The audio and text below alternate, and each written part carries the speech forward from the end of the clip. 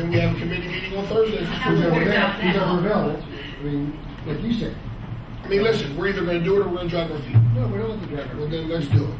We can move it and we just put a time on it. We all of us, I think, I have to say, I think the cabinet here, to meet with Josh, as he suggested first, get an update, we haven't looked at it since October 14th, that we have, and put a little bit of plan together, with the superintendent recommending where we need to go to present to the board. That's fine, and then we'll bring it back Thursday. Understand, I'm not trying to, No, listen, I think here's my you thing, need you gotta more time. understand where I'm coming from. I don't really want to rush anybody. First of all, this is Mr. Reinhardt rushing this part. That's him, don't blame me. But second of all, I've watched Paxinosa sit for 7 years. This energy plan I proposed 4 years ago. I mean, other than the football and the track field, we are not known for really moving things along swiftly. So, you know, and I'm tired of the 4-year waits, the 7-year waits. You know, as long as we're doing it and crossing our T's, dotting our I's, getting all the input from the public, from the board, everybody else, why put it off until tomorrow, what you can do today? Well, So if Josh has all the information already, he just said it's updated. If he can meet with them Monday, Tuesday, or Wednesday, come to the board Thursday, we can have that discussion. Then Mr. Reinhardt can potentially get it moving as quick as he wants to. He wants to. He wants, not me, he. So I'm just trying I to. mean, I don't have a problem, as long as they don't fit in their calendars and it happens. I mean, we're gonna pick a date and we're gonna give them 5 days to make sure that all takes place. And Frank, hopefully we can sit there and, you know, they may come back with something, but our debate may go and change priorities, or our debate may change or suggest other things to do or whatever else. And I think everybody has to recognize that. It's not, so you may have updated the administration and that's fine, but I think you're gonna have to walk through the same details with the entire board to bring everybody up to date on all the buildings. I think everybody's generally aware of what the big items are. It's PAX. I mean, we said it how many times in this meeting. It's Justin.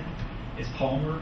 Yeah, We but know what the I think items Bob's are. talking about what needs to be done in Yeah, the when you talk about Cheston, it's going to be okay. When we walk in the front door, we have the issue of where you can walk up the steps or down the steps.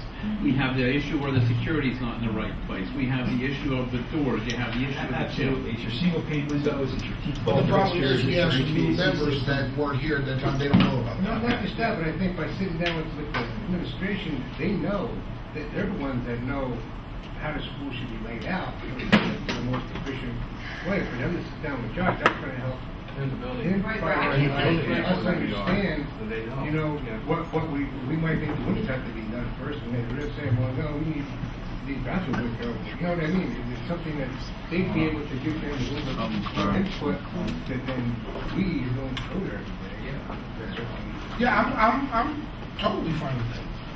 So they'll meet first, then we'll meet Thursday. We actually started, if you recall, we started this process a while ago. 2 years. And, you know, the district went through the enrollment study, fall study, and at this point, I feel the district at least has an idea of where are the kids going to be, what buildings do we need to keep open, and at this point, now we're at least equipped to make the decision of, okay, these are the parameters that we're working. These are the buildings that we need to keep, you know, intact. So therefore, here's the 5-year plan to keep them updated. And you can meet with them ahead of time, and we'll have a public meeting on Thursday. Next Thursday, you can present it to the full board. That way, Mr. Reinhardt gets it done in the timely fashion that he wants. Right, you said you needed more this time sensitive. We gotta pick a date, we don't know that Thursday's actually gonna work for us, do we? Do we? I'm scheduled not to be here Thursday night. That matters. No. Let's ask the question, why couldn't we not do it on Tuesday night? Well, how do you do it Tuesday, then you're only really locking the administration and doing it on one night, Monday, to go through it. I was trying to give them more days to be able to go through it. If you meet Tuesday, they only have Monday Or do Wednesday? I can't do Tuesday. How about Wednesday? Wednesday, yep, Wednesday, but Wednesday? I'm at 17th? Okay. Oh, I got a foundation, but I can come in. No, I think medical procedure. Yeah. fine. Baron? I'm fine. So we're looking at Wednesday. Well, we have to see about a few more members, because even with Brian out, I mean, having a good understanding is important. Yeah, But let me ask you this, as you look around, have we ever had a meeting when every board member was here? I'm not being funny, I'm being serious. No, I know. So if we try to make a meeting when everybody's gonna be here, we'll never meet. Let's make sure we have a good majority, though. Well, you have It's a valid 1, point. 2, 3, 4, 5 On Wednesday, right? on Wednesday. You have 5, and I'll speak to Obi, Monahan, and Price today. Well, we got a definite 5. 6 o'clock. Rudy, can you take this as an advertisement and advertise that for us? I don't know if I can legally do that. I can put it in the paper. Go to the paper in the meeting. Legal. Let's advertise. Where's the morning calls? Advertise that for us.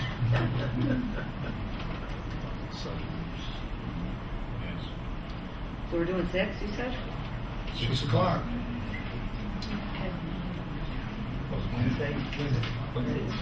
So the hard part is going to be administration meeting with Dewey either Monday or Tuesday.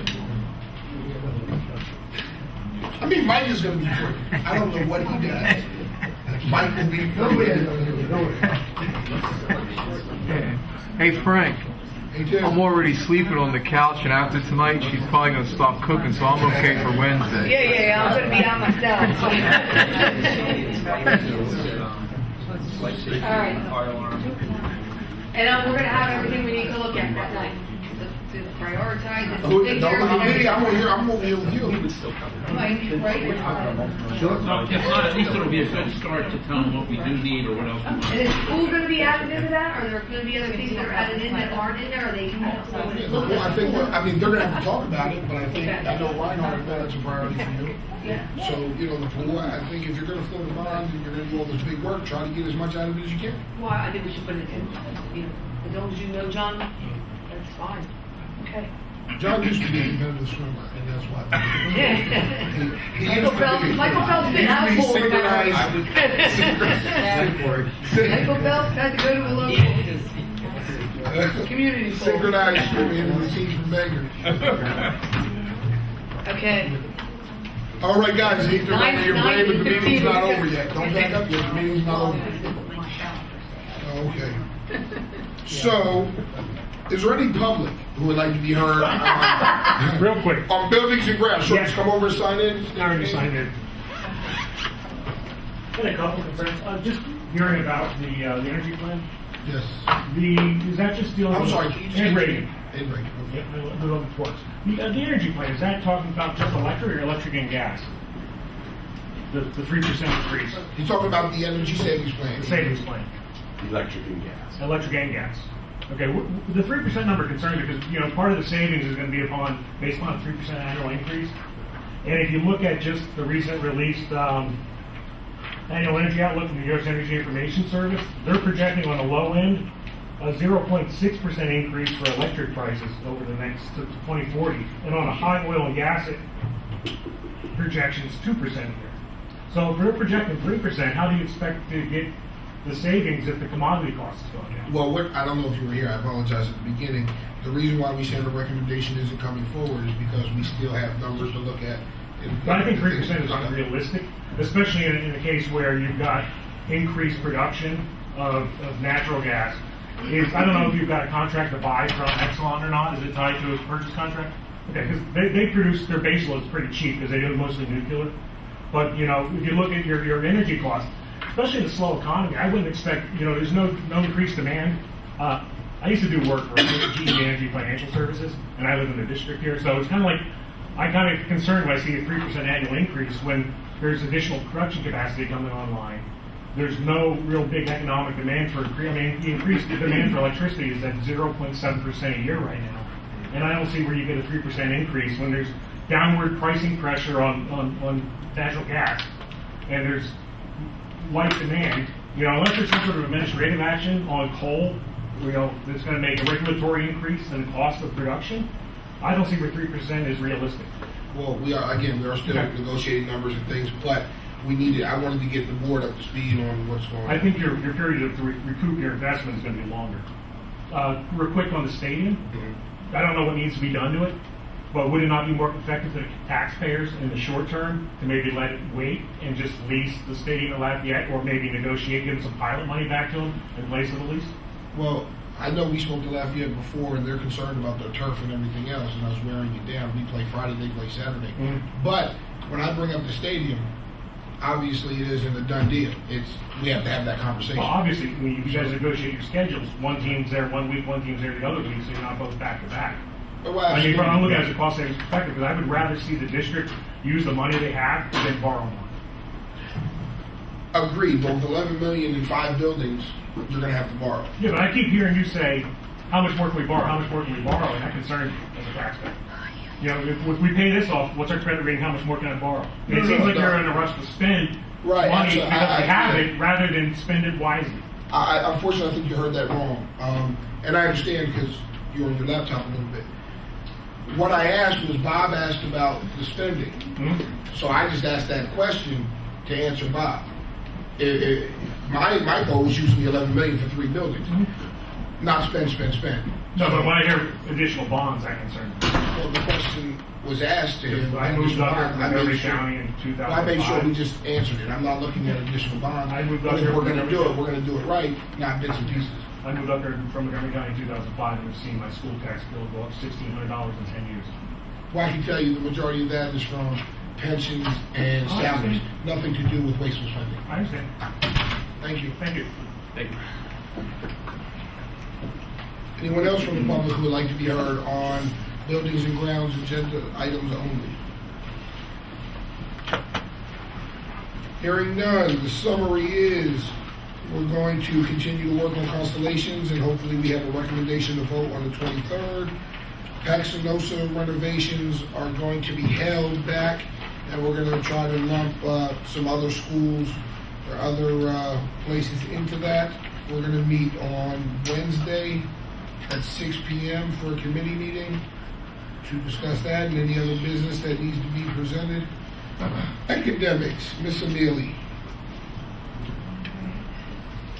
I have a handout coming around here to briefly discuss the realignment of our grades for the 16-17 school year.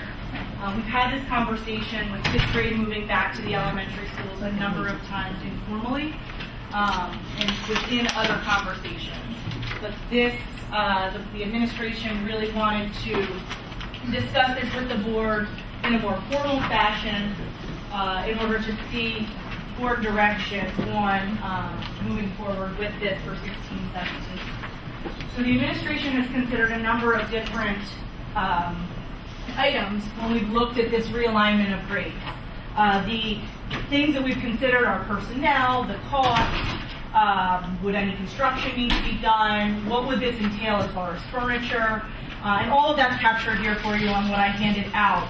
And what we found is that most everything that we've reviewed in looking at moving the 5th grade back would be a cost neutral to the district, because we are taking students that we currently have, furniture that we currently have, and just realigning our grade structure. So the proposal would be for us to align our grades going into the 16-17 school year, K to 5, 6 to 8, and then 9 to 12. And we just wanted to have a discussion with the board about that this evening to see, is this the direction that we would like to move forward with? And if so, we would put a motion similar to that which I've included on the handout on the June board meeting, so that we can properly begin the planning phase for that move. Alyssa, I Yes. think something that would be nice to see is a couple of dates in various schools where the shifting of the neighborhoods may change for the transportation. And the reason for the dates is to look ahead so that the public can be informed. I mean, school's out now. Right. So you want to hold that like September, Yep. October, so they start to have an idea. Yeah. And they can have the questions. We should have drawings by then and Yep. everything else. So what we had discussed and what's on your document is that the administration would review the necessary boundary changes and propose the affected areas to the board in the public committee meeting in the fall. So if we want to set that as September, we can certainly do so. I think you got to get the dates down. I think the Sure. dates should be part of it so that it's a known piece. Mhm.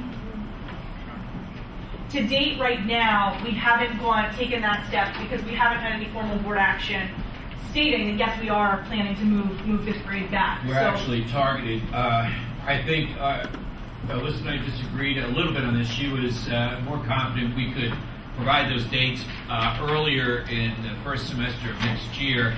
I said perhaps beginning of the second semester we would come to public with dates, not just.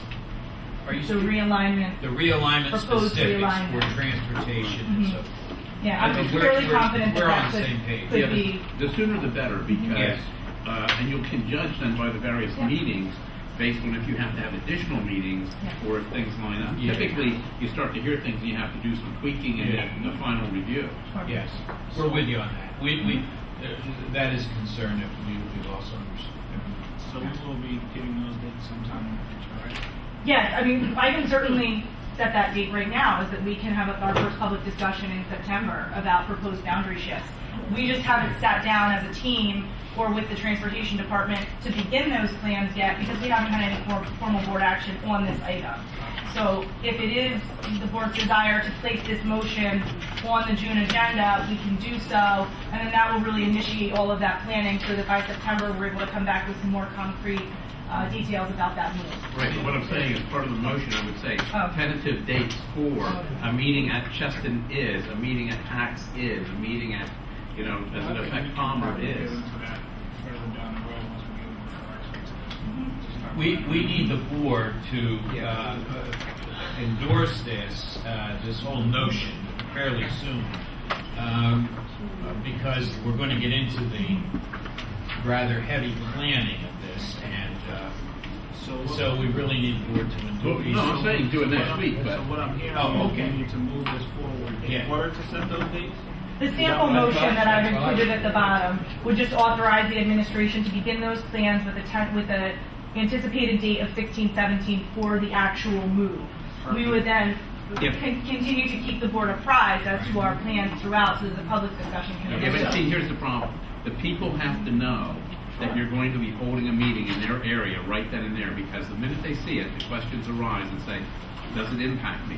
And so they have to know that there's going to be a meeting held in their area to discuss it. I think our intention was to do those publicly through committee in order to discuss what those proposed changes are, because we don't envision the changes like they were 7 or so years ago when we added an elementary school. That impacted a great deal of students, whereas this we view as more of shifts. So I'm not necessarily even calling it a full redistricting, because it's shifting boundaries in order to better utilize the space. So we had intended, or we had discussed as an administration, that we could potentially bring that forward at a public committee meeting and open that up for discussion at that time so that the public is all here at one time and not in isolated schools. So we can even potentially, so what I'm hearing is there's not a need for 8 different meetings, there's a need for one combined one. So, I just want to make sure that we're hearing everything correctly and we're all on the same page. You need this approved to move forward to board vote, and then we can set a date for it. Certainly. Okay, that sounds like a plan.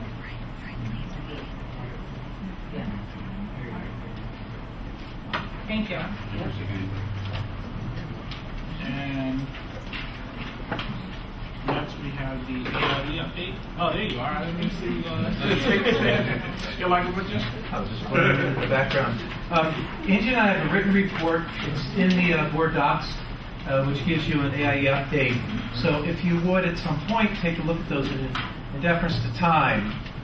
Really, I thought maybe what you could do is just take a look at those. If you have questions, more than happy to entertain them. It's basically about kindergarten registration, looking at curriculum. There's some cyber information in there. Thank you on that. That's basically our report that you'll see for K-12. But what I did want to highlight is I just distributed something to you that Mr. Vitro and I worked on, and that's the 3 days in June, 15, 16, 17. At the request of Mr. Reinhardt, we're presenting you with the professional development plan, so to speak, for those 3 days, June 15, 16, and 17. And you'll see a number of items that need to be addressed between those 3 days, kindergarten through grade 12, and that was that little handout that was distributed along with Ms. Murley's plan or motion. And so we are busy on Monday, Tuesday, and Wednesday. Teachers have a great deal of work to do in order to close out this particular school year and begin to plan for next school year. You'll find a lot of curriculum work in there, as well as reviewing data and preparing the school year for the 15-16. Awesome. Brian, got anything you would? I just wanted to know about some of the estimated hours and numbers associated with principal evaluation. I would add that too. Okay. Oh, just, I talked to Ms. Petro earlier. If you could just kind of refresh the board, brief the board on the informational meeting. Yes. And if you kind of gave me a quick rundown. I did, before. yes. On Thursday, May 28th, we had a parent informational night at Easton Middle School 78 Library, and Jamie Behringer from BLN came out with guidance counselors. Mr. First was there, central registration was there, and we went through the whole program. Parents that were there were very interested, I think, in signing up their children. So we're getting, actually, I have 5 more students coming in. So it's growing. It's not, all at once, but our population is beginning to grow. I have a possible summer school student that will be taking 2 summer school courses, so that'll help us in getting our feet wet with that. Also, I trained the guidance counselors May 27th, so I have elementary through high school representatives trained on our cyber school program. I will be doing another training in the summer, as well as the principals.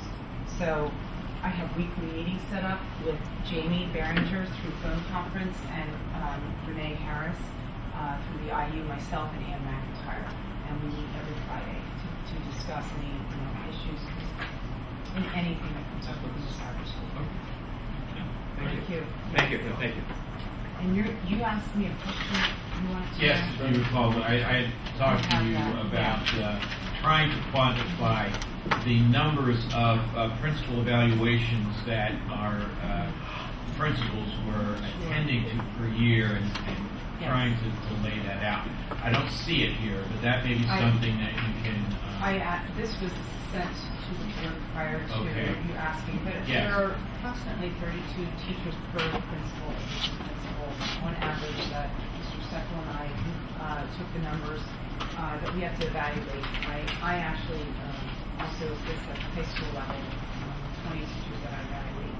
And I can attest to these hours. Each principal has contact with their teacher who they evaluate at least 6 to 10 times throughout the school year. And this is due to the new evaluation system, the SF2 learning objectives that are required in meetings and preparation and the observations, the walkthroughs, etc.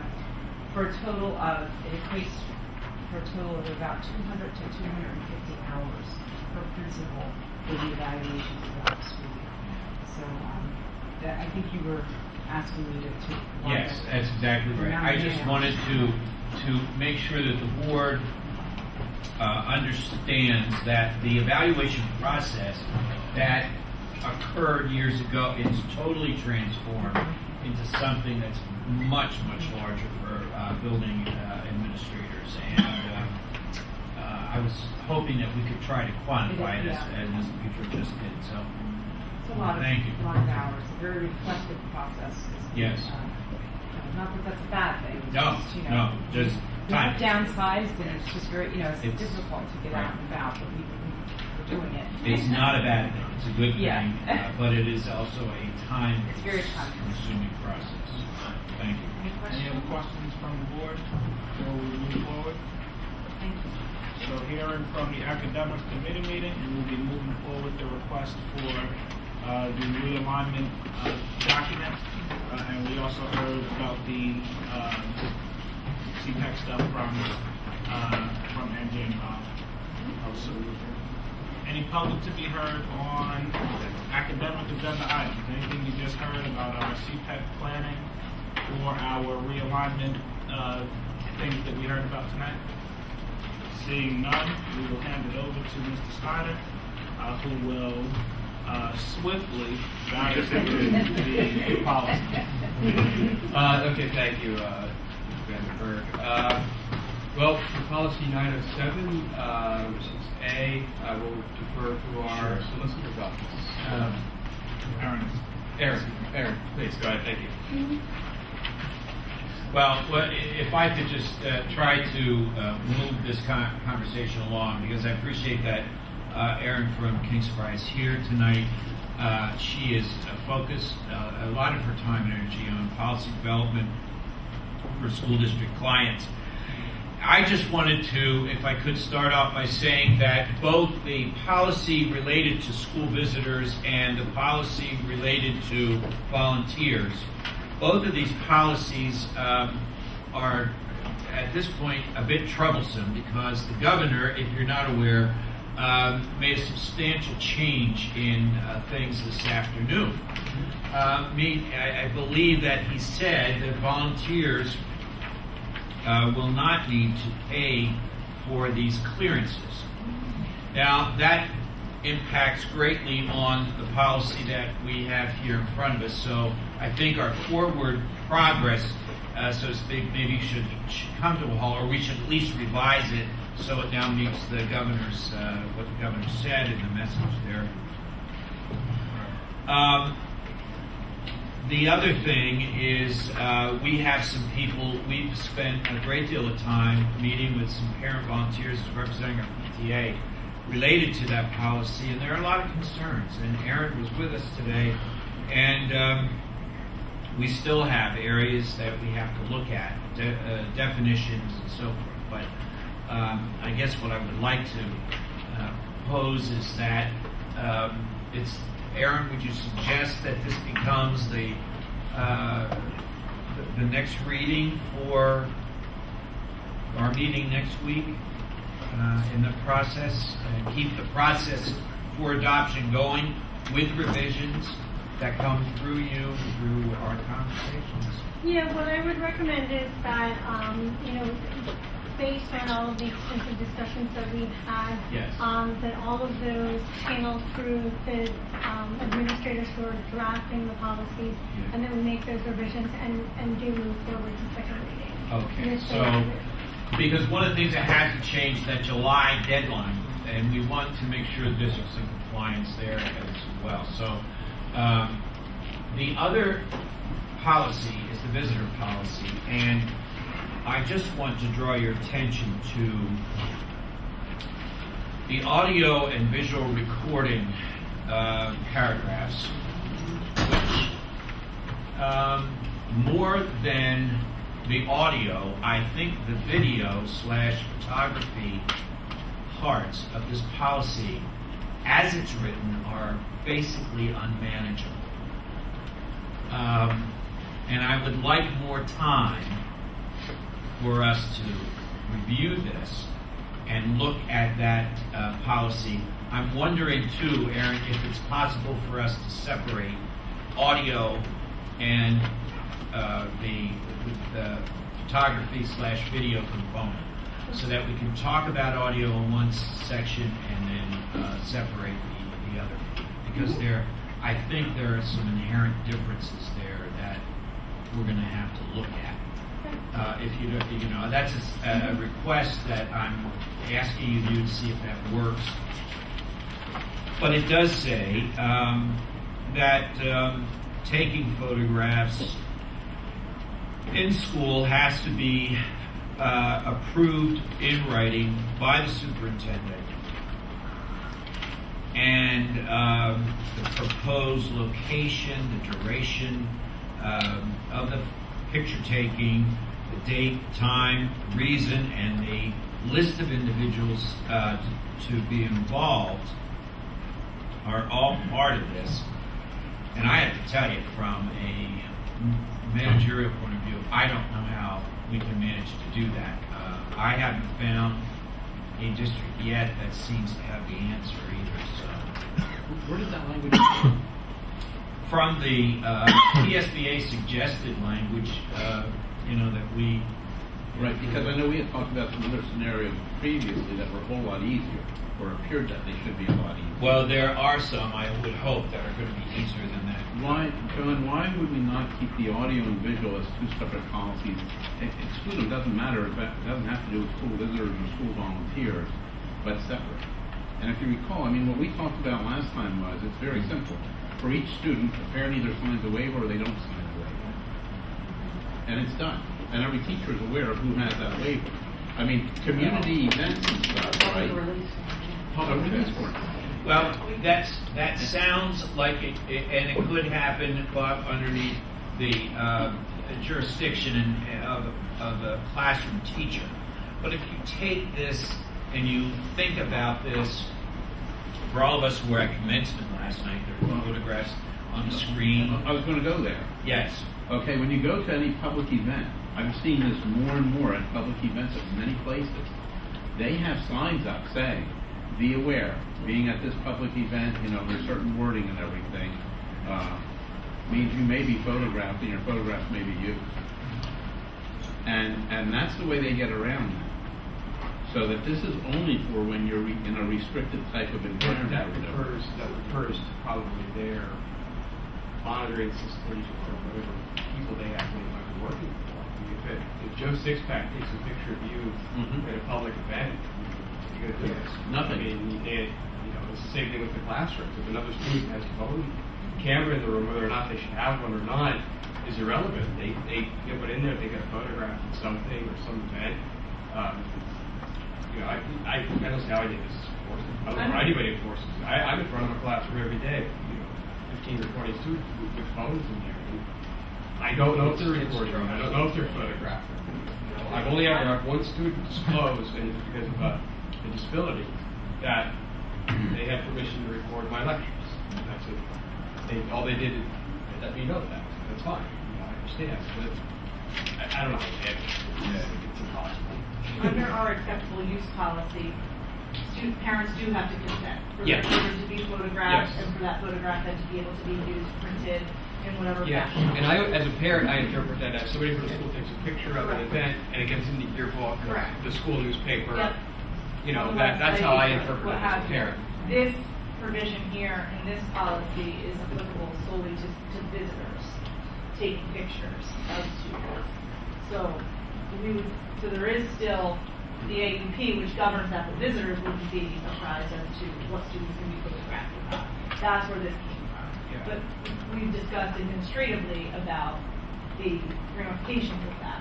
So that's why when we had talked about that part being pulled, that would be an administrative recommendation. For example, I was at an activity at Shawnee School, and there might have been 20 children standing up front participating, and there might have been 50 adults taking individual pictures. And I'm sitting there trying to determine now how would we be able to structure this to honor the wishes of parents who do not wish to have their children photographed.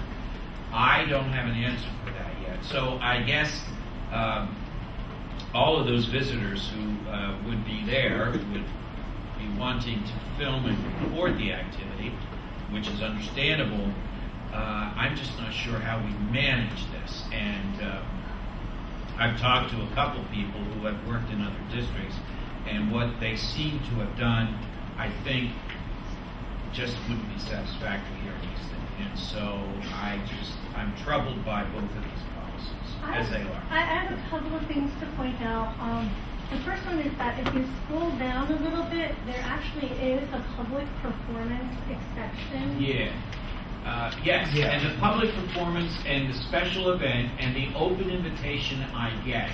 However, then my head goes to kids after school or adults after school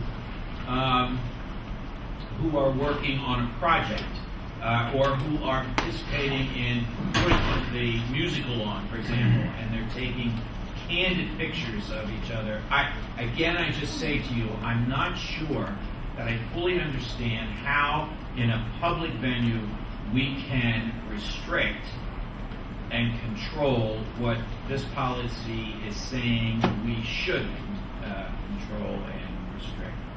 So, You have incidental contact in sports, and they just put a waiver in there that says we're not responsible for incidental photography by people who are not associated, employed, or under the jurisdiction of the district. I'm not a lawyer. You almost seems like it's some kind of waiver, and I mean, everybody knows that everybody has a camera in their pocket. They could be photographed at any time and on a website somewhere. Most people are aware of that. When it comes to children, it's different because it could affect their minors. Mentioned that's one of them. I don't know that you can prevent incidental photography. Well, and that's the dilemma I have with the policy. So I just wanted to, I just believe we need to have more conversations about it. And I want the board to know that we're going to work on this language as much as possible in the short time we have. No, but I was just getting ready to ask about the time frame. What are the limitations that we have? I certainly agree with the need to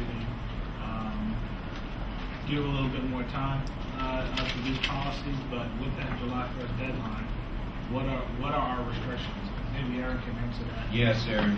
Is there a restriction, or there's nothing with the visitors policy, am I right? A restriction for what? A deadline for us to have some type of revision. No, there's no deadline. What prompted both of these revisions was the Child Protective Services law changes. And those changes, we discussed this earlier today, those changes will go into effect whether we have a policy or not, the legal provisions. What the policy does is it publicly establishes the district's formal position. So there really isn't a specific timeline because we're going to go ahead and implement the legal provisions even without the policy. So the policy is just kind of giving the board an opportunity to support whatever decision is reached. We've been under the belief July 1st is a milestone in the volunteer policy, not necessarily the visitor policy. Well, that's what I was saying earlier. If you remove the issues about the pictures and everything, the volunteer policy, changing and updating the wording as we talked about, can start to move forward, right? That's an interesting thought. Could we have, and do they exist, separate policies regarding audio? You could, and in fact, because it's such a significant concern for this district, and because you do have a bit of an unusual case where it's such a large district, you have a lot of activities going on, so it may be worth your while to bring it out and put it into a separate policy. It can be, even a subset of this policy, just a separate document. Can you take a look at that? So I just want to make sure we're all on the same page. We do not have a time constriction on allowing the administration to go revisit what we have. No, there isn't a time restriction on one piece. The one piece ends up being the volunteer piece for having their checks and everything. Okay. That piece has to be done, but pulling everything else out from it. Which is going to need to be revisited anyway because of the information that was released today by the governor. Right. About the waiving of those fees. So I would assume that would somehow have to be worked in to the policy. I would kind of The policy as written doesn't actually need any changes because of a waiver. But what the waiver does is it makes it more it makes it more probable that we're going to have less issues, fewer issues getting volunteers in. We don't have to change the policy language because the policy just says the district, any fees will be on the part of the volunteers. So that is going to be true. I wouldn't recommend that we change that language because in 6 months or a year, they could decide to stop the waiver program, and that's still going to be true. We're not going to put the bill for that. So I don't know that any changes need to be done. I do think it has a very positive impact on the volunteers and clearance process, but I don't know that any specific changes would be needed for the language because of what the governor did today. So you need some more time for visitors to move forward on volunteers.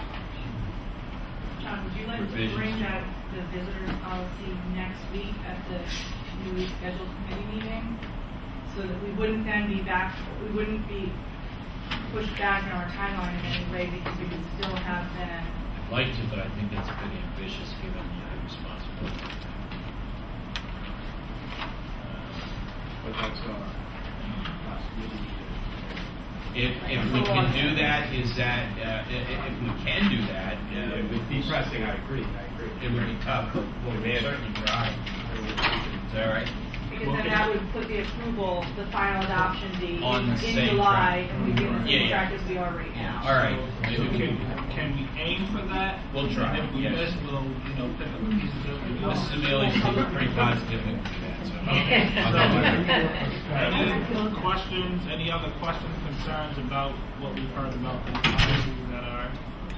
Then, so are we taking the 916 and 907, as Karen recommended earlier, the second meeting next week with divisions? Is that how we're moving it forward? Yeah, I need the board to understand there'll be some revisions in all this language that In both. may not be part, yes. Okay, may not I just be wanted to part of our clarify that. conversation here. I wasn't sure. I wrote the notes on one of the policies. I didn't get it for both. I wanted to make sure that we had it. Okay.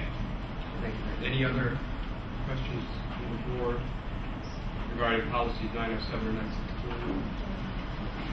Okay. Any public would like to be heard on either of these policies?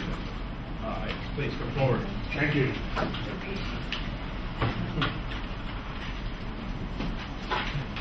Once again, my name is Ed Reagan.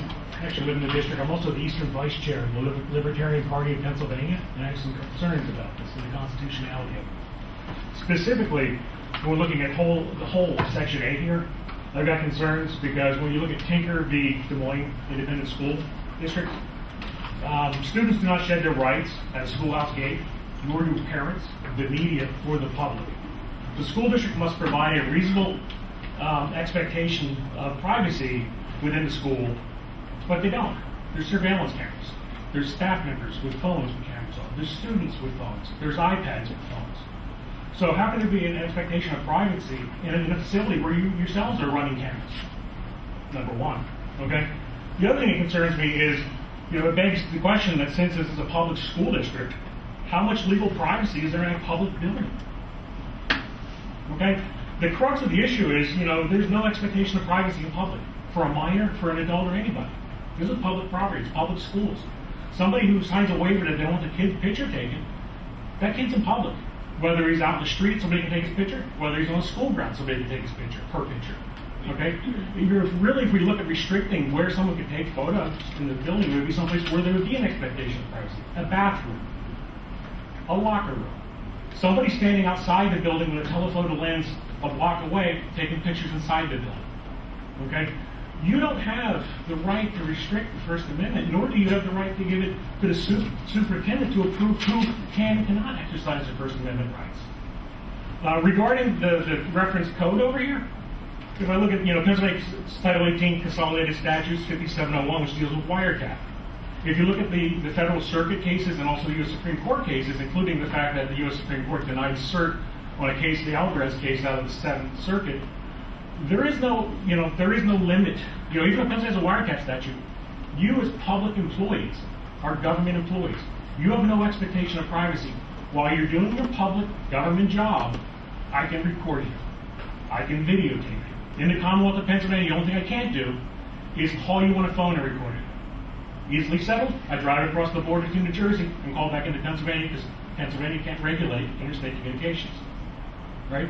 You have a policy here where a parent can't record a conference with a teacher. You're a government employee. You can't say against that. And if you look at the U.S. Supreme Court rulings, they're dropping the line between the media and the public.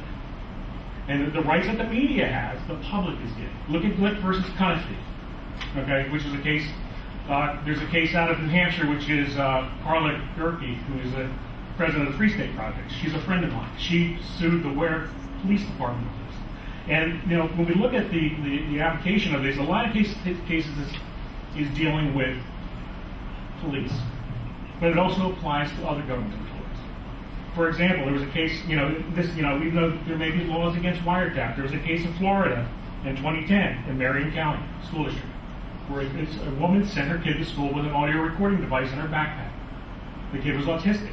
the teacher and the teacher's aide mocked that kid throughout the day. They were fired. No charges were filed against the mother. If you look here in Pennsylvania at O.J. Roberts High School, just in 2013, there was a student who had a teacher in social studies who was advocating that we should bomb Iran. Talking about why we should bomb Iran because of their nuclear program.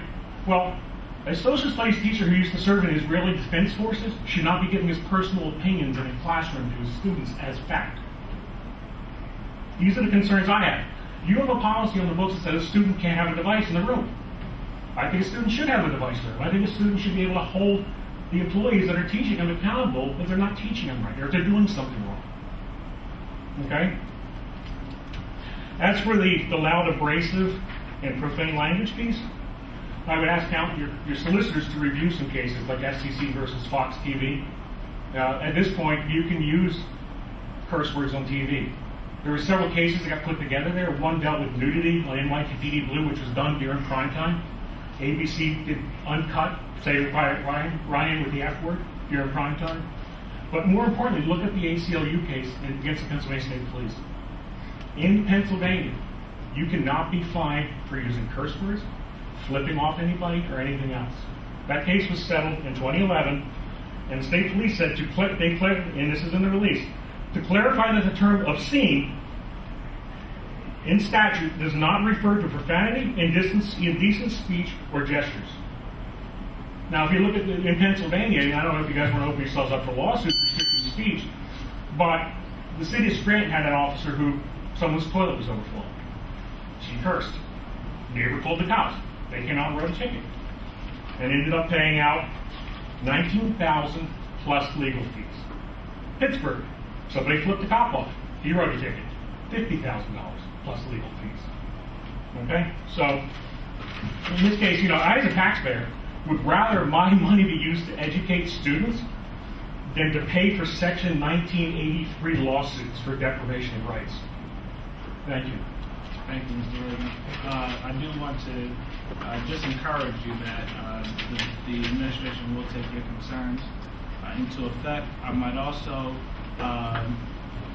maybe suggest that this be something that you also take up with the state government, who is kind of assisting us in. Well, the state government may be helping you with the visitor policies, and then giving some law or whatever you want to call it. But the state government doesn't have much say when you look at incorporated civil rights and Section 1983 deprivation. I'm sure you guys probably learned already with wristbands that where your limits are drawn. And I can't understand how you have a policy that would not only limit the students and what students can do, but also limit the public, the parents, the media. You don't have that right. Your job, if you guys want to do that, you're all more than welcome to go to work for a private school, not a public school district. Then you can do that all day long. Okay? As I mentioned, we will take the concerns into consideration. Thank you. All right, thank you. Any other public to be heard on the policy agenda? Reagan, R-E-A-G-A-N, forget it. Yes. Thank you, Brandon.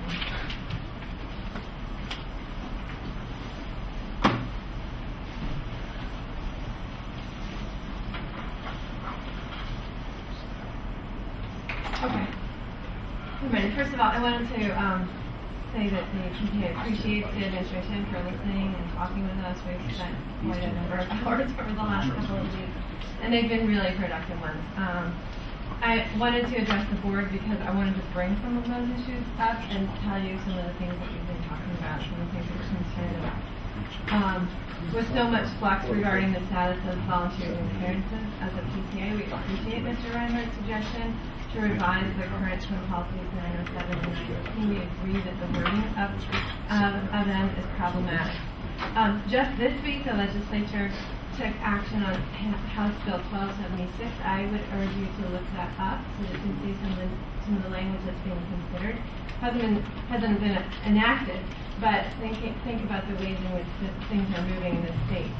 As Mr. Reinhardt said just today, Governor will announce the waiving of fees for 2 of the 3 clearances required for volunteers. It's important to note that that's 2 of the 3.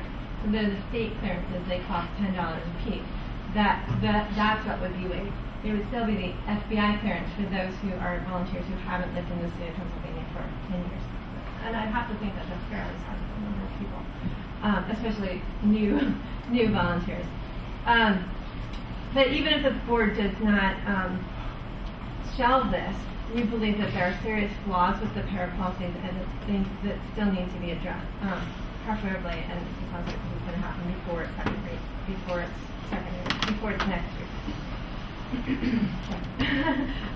If House Bill 1276 is passed later this summer, the issues we address here will be relevant to later revisions that you'll be making to these policies.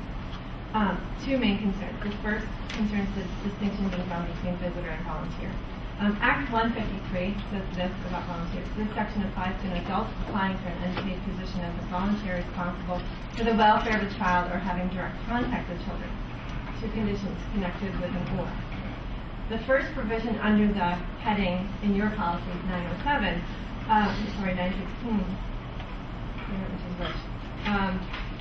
The volunteer policy. Thank you. Okay. Under the heading, volunteers requiring approved volunteer status.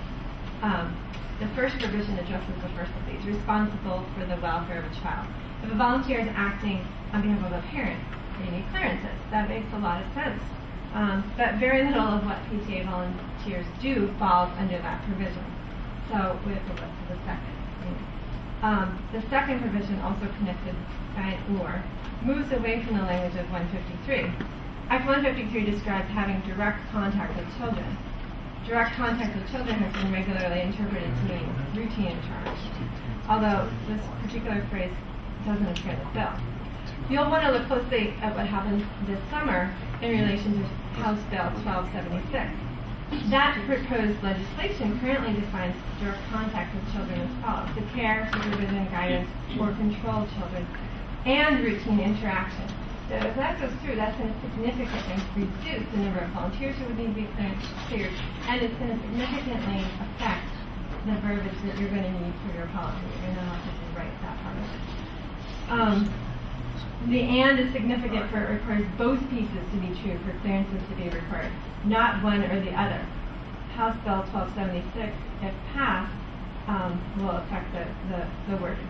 Furthermore, House Bill 1276 adds a definition to the term routine interaction, defining it as regular, repeated, and continual contact that is integral to a person's employment or volunteer responsibilities. That's intending to capture what's meant by the act. We maintain that even without this illuminating clarification, which of course hasn't yet been passed into law, much of the PTA's volunteer work does not qualify as routine interaction. It's not like other volunteer work, like that of a coach or a tutor, which might involve daily or weekly meetings with the same child or children.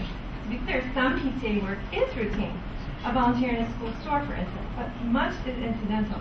Volunteers help with a fall festival, a holiday party, an assembly, a book sale, different days, different activities, different kids.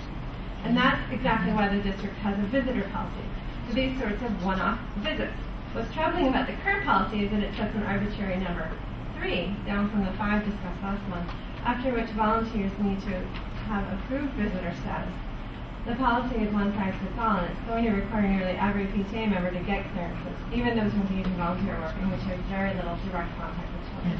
So we need new language to address that, something that gives more flexibility. Keep in mind also that the PTA members, unlike coaches, tutors, aren't left in charge of children. Right? We defer to the teacher in charge. The policy would be approved if it deferred to an administrative procedure that could establish more accurately what sorts of volunteer works require clearances. Quickly, the second concern is over confidentiality. In the schools, human resources store, handle, and review teachers' clearances. That's never the job of building principals. We don't think building principals and secretaries should be in possession of this sensitive material about parents. We'd like to see it treated the same way that we would treat it for employees. We'd like to see a policy amended so that this confidential material will be handled by HR.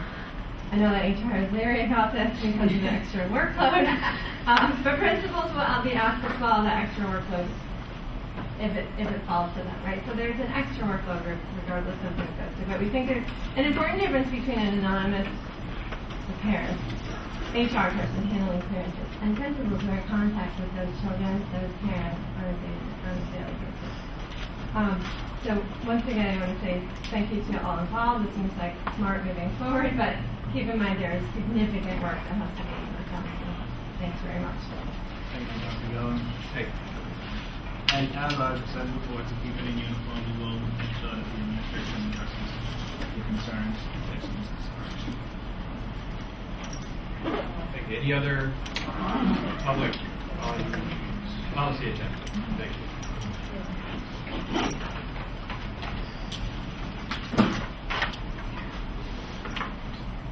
I'll make it quick.